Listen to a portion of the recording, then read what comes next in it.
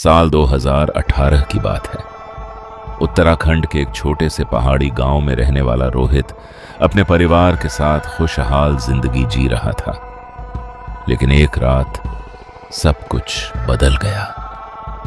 रोहित एक call centre में काम करता था, इसलिए उसकी नाइट शिफ्ट रहती थी। उस रात भी वह 2:45 पर घर लौटा। गांव में सन्नाटा था, सिर्फ कुत्तों के भौंकने की आवाजें आ रही थीं। घर पहुंचकर उसने दरवाजा खोला। अंदर सब सो रहे थे, मां, पापा और उसकी छोटी बहन रिया। थकान के कारण वह सीधे अपने कमरे में चला गया और बिस्तर पर लेट गया। तभी ठीक 3:07 बजे उसका फोन बजा। स्क्रीन पर अननोन नंबर लिखा था। रोहित ने सोचा, इतनी रात को कौन कॉल कर सकता है। उसने कॉल उठाया। हेलो।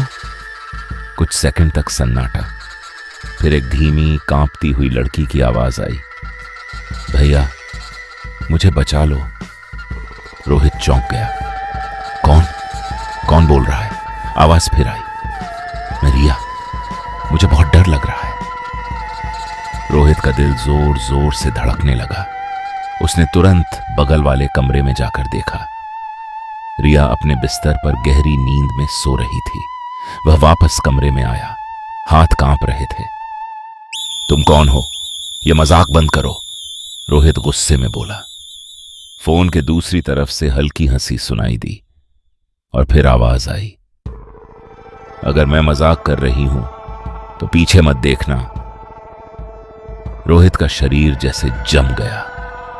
उसके कमरे में पीछे की तरफ एक पुरानी अलमारी थी। धीरे धीरे उसने खुद को रोका, पर इंसानी जिज्ञासा, वो हार गया। जैसे ही उसने पीछे मुड़कर देखा, अलमारी का दरवाजा थोड़ा खुला हुआ था और अंदर से किसी की आंखें उसे घूर रही थीं। रोहित डर के मारे चिल्लाया और बाहर भागा। पूरा परिवार जाग गया। जब सब लोग कमरे में गए तो अलमारी बंद थी, अंदर कुछ भी नहीं था। रोहित ने पूरी बात बताई, लेकिन किसी ने यकीन नहीं किया। अगली रात रोहित ने सोचा कि शायद यह उसका वहम था, लेकिन उसी समय फिर से 3:07 बजे फोन बजा।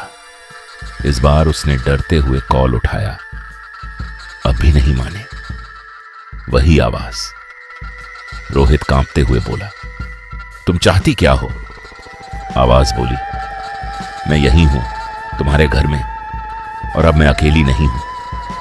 अचानक घर की सारी लाइट्स बंद हो गईं। ऊपर छत से किसी के चलने की आवाज आने लगी। धम धम धम। रोहित और उसका परिवार नीचे सिमट कर बैठ गए।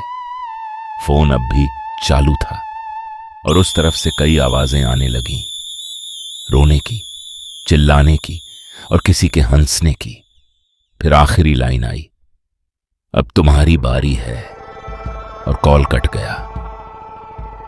अगली सुबह गांव वालों ने देखा कि रोहित का घर पूरी तरह खाली था। दरवाजा खुला था, अंदर सब कुछ वैसे ही था, लेकिन रोहित और उसका परिवार कहीं नहीं थे। सिर्फ एक चीज मिली, रोहित का फोन, जिसकी स्क्रीन पर आखिरी कॉल का समय दिख रहा था, 3:07 AM, और आज तक उस नंबर से कॉल आते रहते हैं। लेकिन जो भी उस कॉल को उठाता है वो फिर कभी दिखाई नहीं देता।